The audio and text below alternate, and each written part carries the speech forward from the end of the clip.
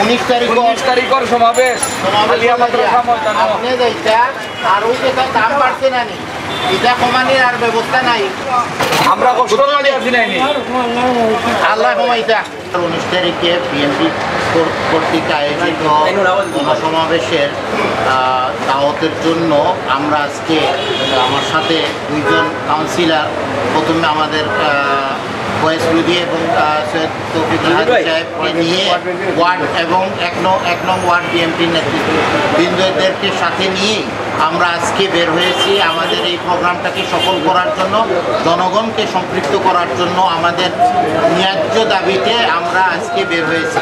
যেটা আমরা দেখলাম মানুষের সাথে যোগাযোগ করার সাথে কথা বলার সাথে সাথে সবাই প্রতিবাদ এবং সবাই মনে করতেছে এই প্রোগ্রামটা জনগণের প্রোগ্রাম। জনগণ যে প্রত্যাশা করতেছে, দ্রব্যমূল্য বৃদ্ধি হয়েছে, দুর্নীতি হয়েছে, এই বাংলাদেশকে মুক্তি করার জন্য, দেশ বাঁচানোর জন্য, জাতি বাঁচানোর জন্য আমাদের প্রয়োজন এইরকম একটি প্রতিবাদ।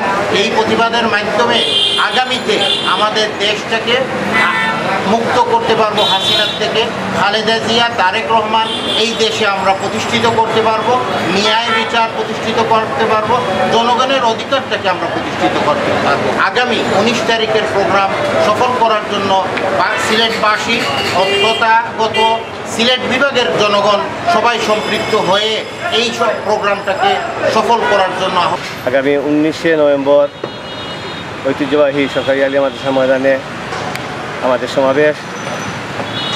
এই সমাবেশে আপনারা দেখেছেন বাংলাদেশের প্রত্যেকটি বিভাগীয় শহরে একটি করে সমাবেশ হচ্ছে। আমরা সিলেটে ইতিমধ্যে আমরা প্রচার শুরু করেছি। আমরা যে জায়গায় যাচ্ছি, যে শ্রেণী পেশার মানুষের কাছে যাচ্ছি, সবাই স্বতঃস্ফূর্ত হয়ে বলছে যে আমাদের অংশগ্রহণ থাকবে। জনগণ এই সমাবেশে অংশগ্রহণ করে সরকারকে বুঝিয়ে দিবে সরকার যে কাজ করছে, সরকার যেভাবে রাষ্ট্র চালিয়ে যাচ্ছে, জনগণ এটার বিরুদ্ধে। জনগণের প্রত্যেকটি আজকে দ্রব্যমূল্য এমন ঊর্ধ্বগতি হয়েছে, প্রত্যেকটি জিনিস করে ক্ষমতার বাইরে চলে গেছে। এরই প্রতিবাদে আমাদের বিশ্বাস আমরা অন্তত এই সমাবেশে 4 লক্ষ মানুষের সমাগম করব। এই সিলেটের প্রত্যেকটি মানুষ তার দোকানপাট ব্যবসা বাণিজ্য বন্ধ করে হলেও এই সমাবেশে অনুষ্ঠান করে আমাদের সাথে কমিটমেন্ট করেছে, আমাদের সাথে ওয়াদা করেছে। মানুষ প্রতিবাদ করার একটি জায়গা পেয়েছে। আগামী 19 তারিখ সমাবেশ আমরা সফল করব। 23শে যে জাতীয় নির্বাচন হবে,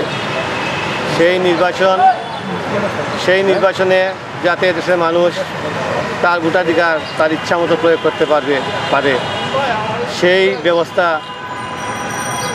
এই সরকার নিবে।